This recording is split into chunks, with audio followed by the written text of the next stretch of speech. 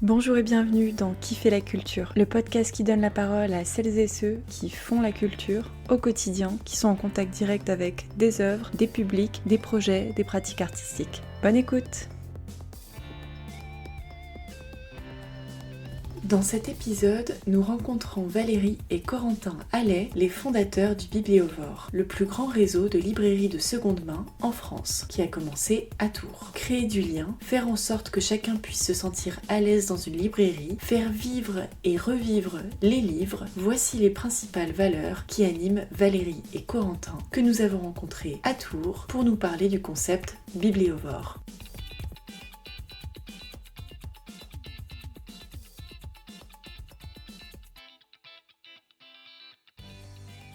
Bonjour Corentin et Valérie. Bonjour. Bonjour Constance. Donc on est ici au Bibliovore à Tours, qui est le premier bibliovore de France. Et du monde même. Et du monde. Et donc le Bibliovore, c'est une aventure qui n'a pas commencé ici dans ce lieu. Non. Comment ça a commencé en fait cette histoire ? Ça a commencé en 2012 en brocante. On était itinérants, on déballait dans les marchés professionnels avec un système de barnum et puis des bacs qu'on retrouve maintenant toujours dans la librairie. Donc on n'avait que ça à l'époque, des bacs, on a gardé ce petit clin d'œil en souvenir des brocantes. Ensuite, on a pris un premier local déjà dans la rue Colbert où nous sommes toujours. Donc ça, c'était en janvier 2018. On a pris une petite boutique de 30 mètres carrés pour acheter et pour vendre, pour voir comment ça pouvait se passer, en continuant les brocantes aussi les week-ends. Et puis, ma foi, ça s'est bien passé. Donc, on a eu de plus en plus de clients qui trouvaient que c'était super de pouvoir venir acheter et vendre, parce que c'est vrai que de plus en plus, les gens cherchent des solutions de deuxième main. Donc, ils sont contents de trouver ça à proximité. Ici, c'est simple, nos clients sont aussi nos fournisseurs. Donc, ça développe un écosystème. Et puis, on a eu l'opportunité de trouver un local plus grand dans la même rue. Donc, on était très heureux, parce qu'on est très attaché à la rue Colbert. On aurait été malheureux de partir dans un autre quartier. Donc, on est installé dans cette librairie-là depuis juillet 2021. Voilà, donc c'était un début sur les brocantes, puis cette boutique-là. Ensuite, le Bibliovore s'est exporté en France. Donc désormais, alors il faut me rappeler parce qu'il y a un Bibliovore qui a ouvert il y a peu de temps, donc je ne sais plus exactement combien il y en a désormais. Actuellement, on est 13 en nous comptant. Voilà. Nous. Le dernier qui a ouvert, c'est le Bibliovore de Paris dans le Marais.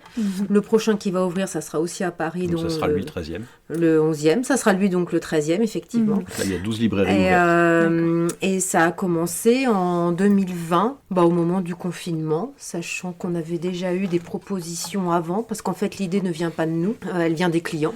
Tout simplement, qui souhaitaient retrouver des bibliovores dans leur ville, notamment pendant les vacances scolaires. Où est-ce que je peux retrouver un autre bibliovore ? On dit non, il n'y a qu'un bibliovore, c'est à Tours. Enfin bon, donc tout ça, ça a commencé à germer et nous, on était très réfractaires à l'idée. Et puis, des gens venaient de plus en plus loin pour venir nous vendre leurs livres. On a trouvé ça un petit peu bête et très flatteur. et donc, pendant le confinement, on s'est dit, voyons si ça peut quand même marcher. Corentin a lancé quelques pistes comme ça sur les réseaux sociaux. Et si le bibliovore de telle ville, c'était vous. Et très rapidement, on a été sollicités.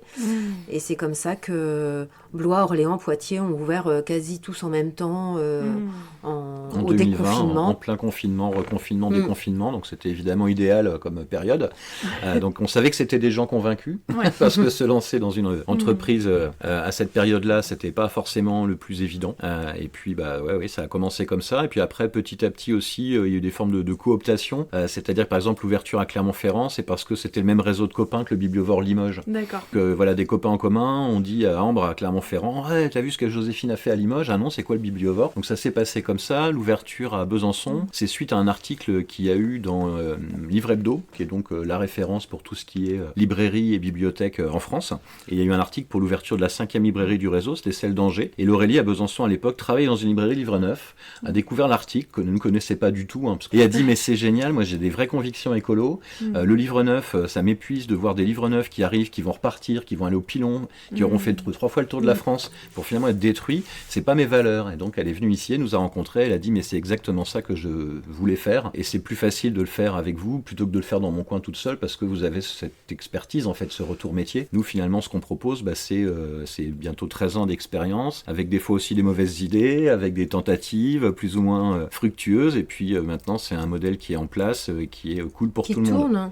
Et puis on a créé un vrai réseau et ça nous fait vraiment plaisir. Alors des fois je dis qu'on est une famille, mais franchement c'est pas vraiment galvaudé, c'est parce qu'on s'est choisi. Ils ont choisi de venir travailler avec nous, on les choisit aussi et on s'entend tous bien. Enfin, je sais pas, je trouve qu'on a créé autre chose qu'une simple relation professionnelle avec les bibliovores de France. C'est vrai qu'on a dit que pour ouvrir un bibliovore, il fallait être donc convaincu. La personne qui en parlait disait que elle avait ses convictions écolo, etc. Donc, quelles seraient pour vous les règles d'or en fait pour devenir un bibliovore? Et aussi, peut-être pour parler de ça, quelles sont les règles d'or ici de ce lieu? Donc, on a parlé de la seconde main. C'est une librairie, je dirais. Donc là, on y est, qui ressemble à une librairie, on va dire lambda neuve, de livres neufs. Donc c'était quelles ce sont qu'on un peu voulait vos faire. règles? Voilà.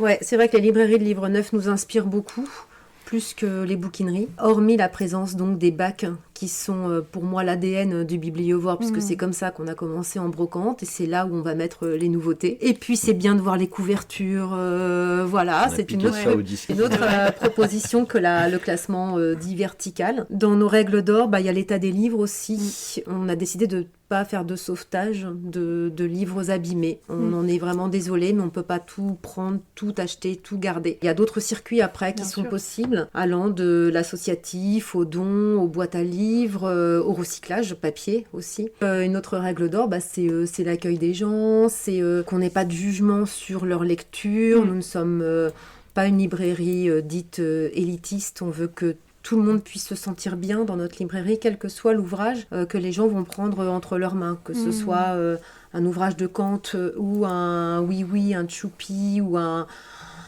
livre, je sais pas, très facile à lire, ou un livre de jardinage. Tout le monde est le bienvenu. On n'a pas envie qu'il y ait cette appréhension d'aller dans une librairie.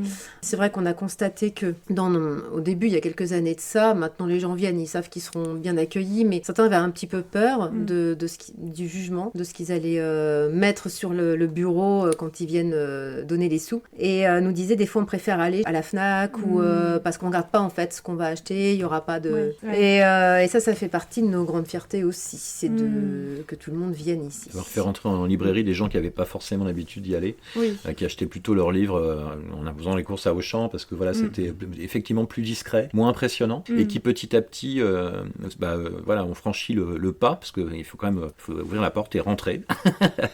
Nous on a vu, parce que en brocante il n'y avait pas cet obstacle-là, on passe devant le stand, je m'arrête, mais il n'y a pas cette histoire de porte, il n'y a pas de seuil. Et on a pu comme ça aussi ramener beaucoup de clients de brocante qui peut-être pour la première fois de leur vie sont rentrés dans une librairie. Puis nous, ce qu'on voulait, c'est que ce soit chic et pas cher. C'est-à-dire que c'est pas parce qu'on a une librairie de seconde main avec des bouquins à 3 € que c'est la glandée, on met ça par terre et puis c'est pas possible.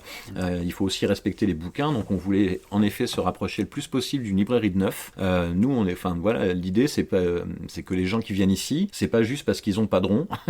Ça peut être parce que ils aiment bien en acheter beaucoup et que le budget est pas extensible à l'infini. Donc on a des gens qui ont un vrai pouvoir d'achat, mais qui viennent ici parce que ils sont contents, ils ont plein de livres. Ils ont aussi des livres qu'ils ont jamais vus ailleurs parce que nous il n'y a pas de pression des éditeurs, des dernières nouveautés ou autres. Tout ça c'est super plaisant. On a aussi des gens qui ont des petits moyens, des étudiants, des petites retraites qui sont très contents. Et nous on est très contents aussi de pouvoir mélanger toutes ces personnes si différentes dans un même espace. En fait, les bibliovores, j'ai l'impression qu'ils sont pensés comme des lieux vivants aussi. Il y a l'entrée et la sortie des livres, donc chaque semaine il y a des nouveautés, il y a des apports, il y a aussi, c'est un lieu d'exposition, c'est un lieu où il y a des événements. Moi je me dis, est-ce que c'est pas aussi comme une librairie un peu du futur, c'est-à-dire on prend en compte l'aspect social, l'aspect écologique et aussi cet aspect de lien social. Donc en tout cas c'est mon impression de peut-être se dire, est-ce que vous avez eu l'envie aussi peut-être d'un peu dépoussiérer une image de la librairie, ou impressionnante, etc. Alors lieu du futur ou peut-être même lieu du passé aussi. Et moi je me revendique comme étant quelqu'un qui travaille dans une petite boutique de centre-ville, une petite boutique de quartier, où on va avoir son boucher, son poissonnier, par exemple, son libraire.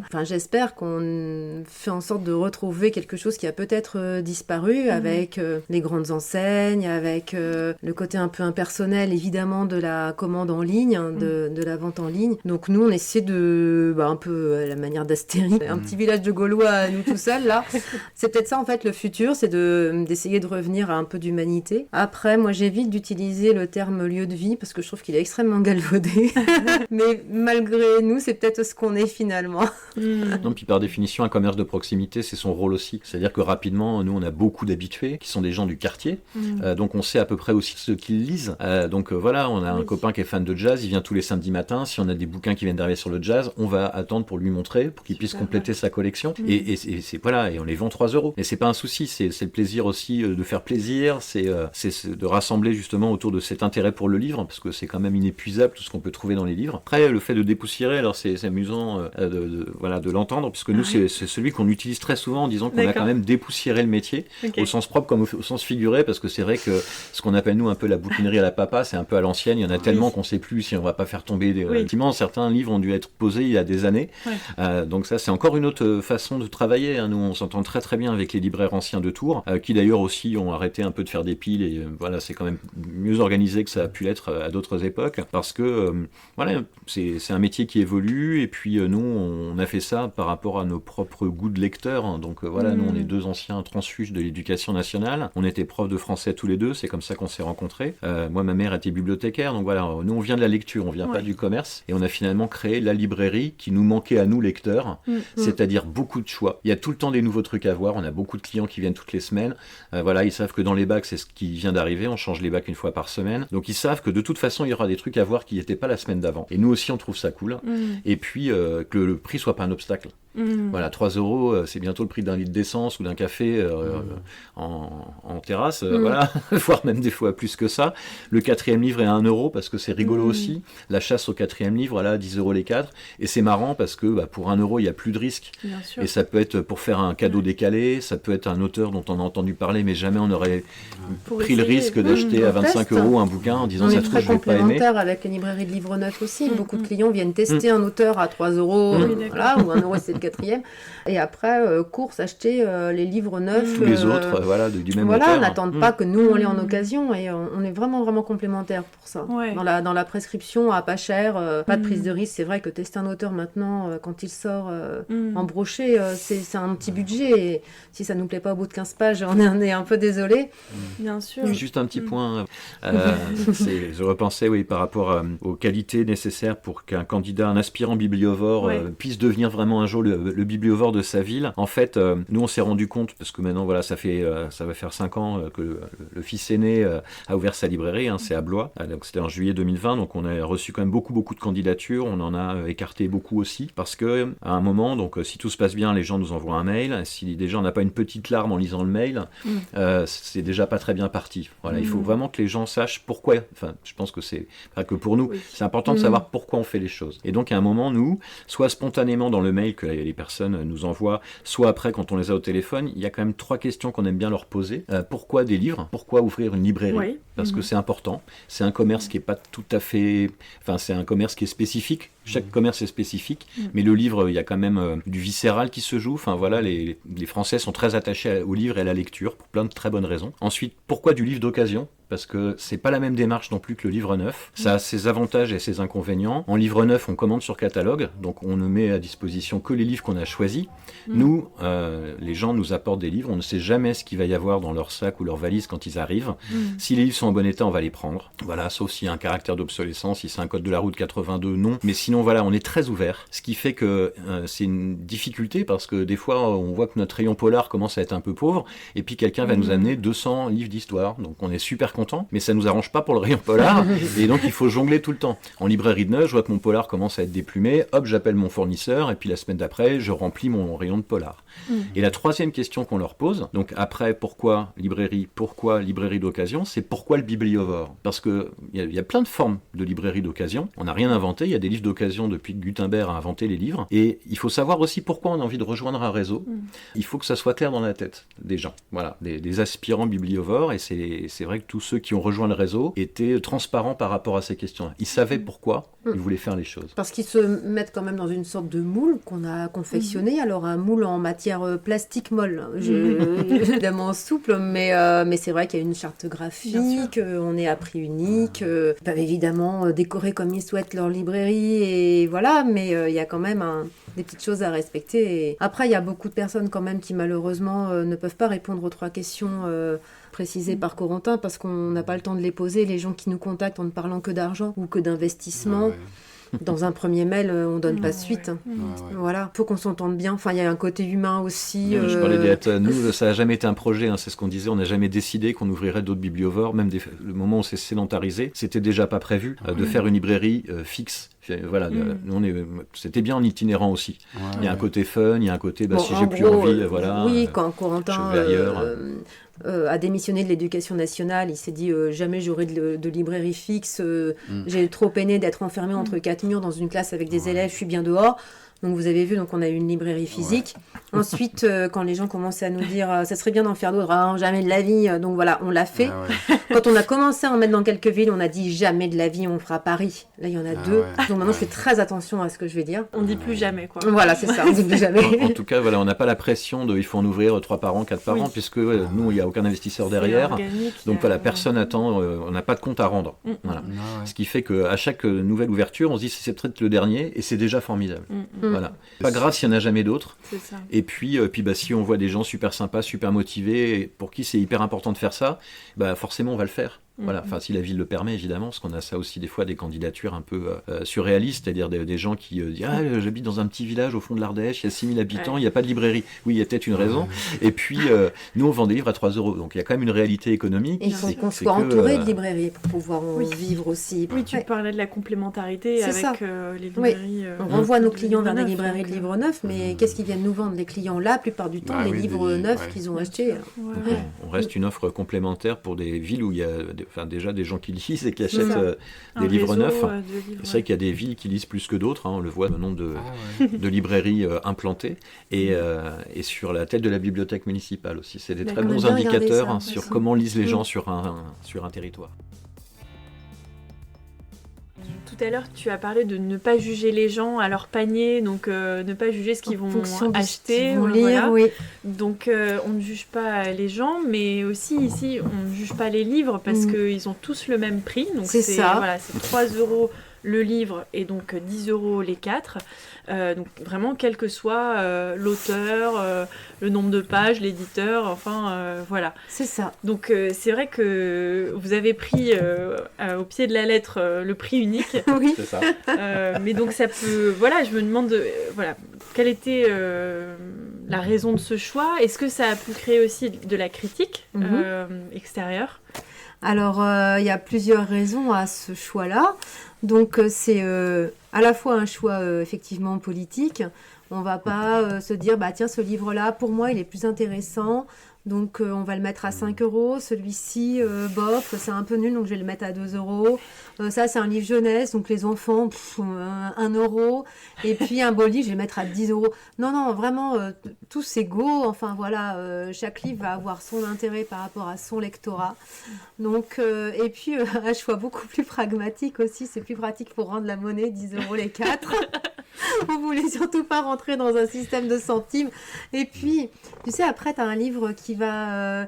il vient de sortir, admettons, on a des clients super sympas qui viennent nous vendre au poids un livre de 2024, 2023.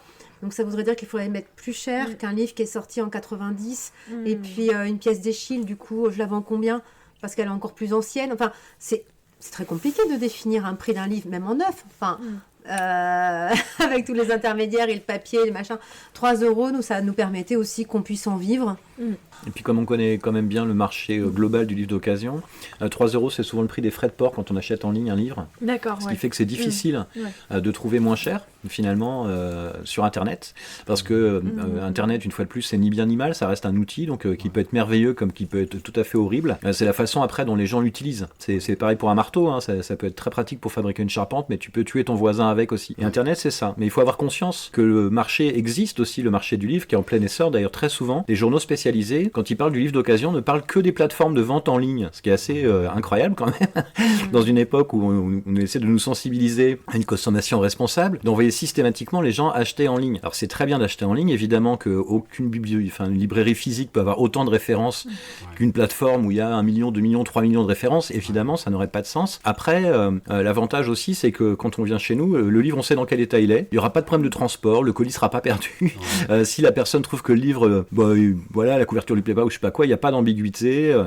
Et puis ça limite quand même, parce que la vente en ligne, qui a explosé aussi avec le marché du vêtement d'occasion, parce que nous on s'intéresse beaucoup à tout ce qui est occasion au-delà du livre, et c'est très bien que les gens achètent de l'occasion, mais attention, il faut quand même penser aux emballages et au transport. Quand j'achète des chaussures d'occasion sur internet, la personne qui va me les envoyer va les mettre dans un carton, et c'est un camion qui va venir me les livrer, et si ça me plaît pas ou que je veux le revendre, ça va être à nouveau un carton et ça va repartir. C'est d'ailleurs ce qui a fait augmenter le prix du papier. C'est ça. On en a beaucoup parlé pour le prix du livre neuf. Les libraires ont été obligés d'augmenter leur prix parce que le prix de la pâte à papier a augmenté. Pourquoi ? Parce qu'une bonne partie de la pâte à papier qui servait à faire du papier pour faire des livres a été récupérée pour faire des cartons d'emballage pour Vinted et d'autres grosses plateformes de vente en ligne. C'est terrifiant. Donc oui, pour répondre à la dernière question, je crois, est-ce qu'il y a eu des critiques ? Oui, parfois on peut entendre quelques critiques par-ci par-là. C'est vraiment à la marge, c'est très minoritaire. Et bon, voilà, on les laisse dire. Et tu me disais tout à l'heure que toi, tu préférais que quelqu'un lise pas un grand auteur ou un auteur qu'on lit pas, tout simplement. Ou un auteur qu'on lit pas plutôt que de nous, ne pas lire. Plutôt que de ne pas lire, mais oui, je disais que ça oui. pouvait être une marche à d'autres auteurs. À un moment, on peut aussi se lasser d'un auteur par rapport à ses facilités de langue. Et puis, combien même j'ai des clients qui ne liraient que des auteurs extrêmement faciles, ils font de mal à personne. Je suis très contente pour eux. Si, en particulier, un peu grâce à nous, parce qu'on n'est pas cher, et parce qu'ils ont trouvé le livre ici, si un peu grâce à nous, ils peuvent s'évader, passer un bon moment, mais c'est très bien.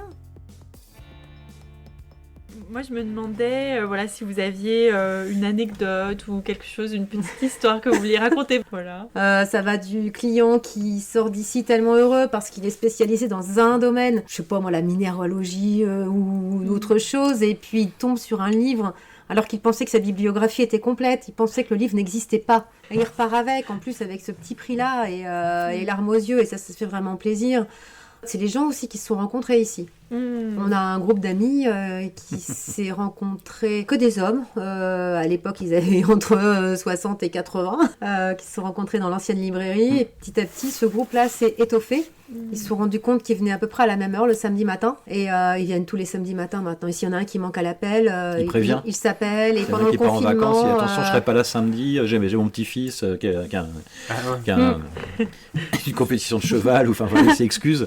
Depuis, on sait que parfois, ils se voient en dehors. Mais ils se sont rencontrés ici. Et voilà, c'est à qui arrive le premier et qui arrive le dernier le samedi matin. C'est super. Je sais pas, dans la... Après, ce qui revient le plus souvent, c'est effectivement que vraiment, ils sont tous à ce prix-là. Les gens s'attendent à ce qu'il y ait un effet tête de gondole. Oui. Alors, est-ce que c'est dans les bacs? Est-ce que c'est en vitrine? Et donc, ils viennent avec un super livre d'art qui valait 60 € en prix neuf et qui disent non, mais celui-là, vous n'allez pas le vendre 3 €. Bah, si, en fait. Et ça, ça revient tellement souvent qu'on a mis sur nos petites affichettes dans la boutique où c'est marqué tous les livres, 3 €, 10 € les 4, offre valable sur l'ensemble des livres de la librairie. Et on a mis une petite astérix à côté. Et l'astérix dit oui, tous, même les gros. Voilà, c'est les fameuses conditions particulières. Il faut bien tout lire. Et donc, il n'y a pas de piège. Voilà, le piège, c'est qu'il n'y a pas de piège. Ouais. C'est vrai que maintenant, il y en a plein qui ressortent. Et c'est les clients qui commencent à faire le tour de France des bibliovores. C'est super. Et puis oui, on va pouvoir enchaîner en même temps comme ça sur les expositions. Oui. Parce que justement aussi, de temps en temps, des artistes exposent dans différents bibliovores. Donc ça commence souvent chez nous. Et puis en fonction des endroits où ils se déplacent, tiens, Limoges, j'ai de la famille là-bas. Et puis voilà, donc il y a des bibliovores qui n'ont pas la place pour faire des expositions. Et puis d'autres qui le font bien volontiers. Donc on a déjà des expositions qui ont lieu à Tours, puis après au Mans, ou à Limoges, ou à Orléans. Donc ça c'est sympa parce que nous on est très contents. Alors c'est plus lié à cet emplacement que l'ancien. On avait vraiment un mur de 2 mètres par 3 pour exposer, donc c'était un petit peu... On le faisait quand même. On l'a toujours fait, dès qu'on a eu une librairie physique. Bon, ici on a 30 mètres d'exposition, on a 30 mètres de cimaises au-dessus des étagères, donc ça laisse quand même pas mal de possibilités. On adore ça. Alors, ça nous fait rencontrer plein de gens qui ont entouré de belles choses toute l'année, qui bougent en plus. L'autre aspect aussi qui nous plaît vraiment, c'est le fait notamment lors des vernissages, de voir des artistes qui se rencontrent, qui pouvaient se connaître via les réseaux sociaux, via leurs travaux respectifs, mais qui ne s'étaient encore jamais rencontrés pour de vrai. Vous allez voir que c'est un peu mon truc quand même. Fabienne, par exemple, qu'on expose actuellement, a pu rencontrer d'autres personnes, et ça nous plaît aussi. À la fois le côté artistique, et puis le côté humain, parce que c'est beaucoup de gens qui sont quand même en solitaire, un peu comme les écrivains aussi, et qui rencontrent pas beaucoup de monde, et de permettre ça, d'être une sorte de médiateur. Ça... On a commencé à être beaucoup sollicité. On est allé en parler clairement avec les galeristes de la ville de Tours, parce que voilà, nous on n'est pas galeristes, c'est pas du tout notre fonds de commerce. Donc les artistes qui exposent, tout est gratuit, on ne leur demande aucune participation financière, et les œuvres sont vendues et intégralement rétrocédées aux artistes. On ne prend aucune commission, voilà, c'est comme ça. Donc on voulait pas que certains artistes se disent, plutôt que d'aller dans une galerie qui va me prendre 30, 40, 50%, autant que j'aille chez le bibliophore, comme ça je récupère l'intégralité. Donc on a été clarifier ça avec les galeries de Tours, avec l'idée que si jamais un artiste qui est sous contrat avec leur galerie souhaite exposer chez nous, le prix c'est le prix galerie, l'argent est versé à la galerie, après ils s'arrangent entre eux, voilà, donc ce n'est jamais arrivé. Mais comme on a quand même des copains artistes qui sont aussi dans les galeries officielles, on voulait pas qu'il y ait de porte-à-faux. Entre eux, j'aimerais bien exposer chez mes copains, mais je suis en contrat avec une galerie, donc on était content aussi de pas se marcher dessus. Enfin, c'est vrai que notre truc, nous, c'est de créer du lien, c'est surtout pas de tirer la manche ou de faire des croche-pieds aux uns ou aux autres, que ça soit les autres libraires, voilà, ou les galeries parce qu'on expose. Et voilà, nous on essaie vraiment que ça soit le plus clair possible. Et le premier réflexe, c'est de se dire comment on peut travailler ensemble. Et en fait, des fois, très souvent même, des gens viennent avec une demande très précise. Je cherche tel livre, alors c'est quand même souvent pour l'école ou le collège. Et donc peut-être on l'a, peut-être on l'a pas. Souvent on l'a pas. Et donc on est les premiers à les renvoyer vers les librairies les plus proches du quartier qui sont susceptibles de les avoir. Et notamment la Boîte à livres, qui est la plus grosse librairie indépendante de Tours. Qui a son catalogue en ligne. On a le catalogue en ligne, des fois on vérifie pour pas envoyer les clients pour rien en disant si ils l'ont bien en stock. Et ils nous disent mais c'est incroyable, vous envoyez à la concurrence. On leur dit mais bien sûr que non, ce sont des confrères. Nous on n'a jamais réfléchi en termes de concurrence. En plus le livre que vous cherchez, nous on l'a pas, on va pas vous l'imprimer en douce à la cave. Donc ce qui est important pour nous, c'est que vous trouviez le livre que vous cherchez et que ça soit chez nous ou chez quelqu'un d'autre, c'est peu importe. Ce qui est important, c'est que la rencontre du livre et de son lecteur opère. Donc nous on essaye humblement de contribuer à ça. C'est pour ça qu'on se revendique comme passeur. Voilà, nous on fait le lien aussi entre le livre et le lecteur. Si ça se fait pas chez nous, c'est pas, y a pas de souci. C'est une terminologie qu'on utilisait déjà avant, la terminologie de passeur, et après on est tombé sur le petit fascicule de Daniel Pénac, Gardien et passeur ou passeur. Je sais plus quelle est la conjonction utilisée. On a lu ce bouquin, mais je me suis dit, c'est parfait, c'est ça, c'est super.